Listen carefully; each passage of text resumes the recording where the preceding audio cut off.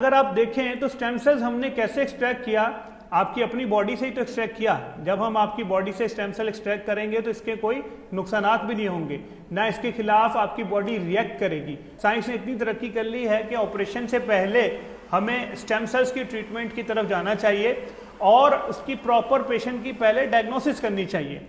देखिए, मेरे पास भी अक्सर पेज पे कमेंट्स भी आते हैं कि डॉक्टर साहब ये मेरा एक्सरे है, बताइए कि इसमें क्या इलाज मुमकिन है, हमें सर्जरी का कहा गया है। अक्सर मैंने देखा है जब पेशेंट हमारे पास आते हैं, उसका अगर हम एक्सरे देखते हैं तो हमें ऐसा लगता है कि पेशेंट व्हील चेयर पे होगा, लेकिन अगर पेशेंट का क्लिनिकल एग्जामिनेशन करते हैं तो देखते हैं उसकी तो रेंज ऑफ मूवमेंट बहुत अच्छी है, उसका पेन का स्टेटस बहुत इतना ज़्यादा बुरा नहीं है कि उसको बहुत शदीद पेन है, उसको रेस्टिंग पेन नहीं है। तो ऐसी कंडीशन में सबसे पहले जो मेरा मेथड ट्रीटमेंट होता है वो ये है कि मैं उसको पहले इसका क्लिनिकल एग्जामिनेशन करता हूँ डिटेल में।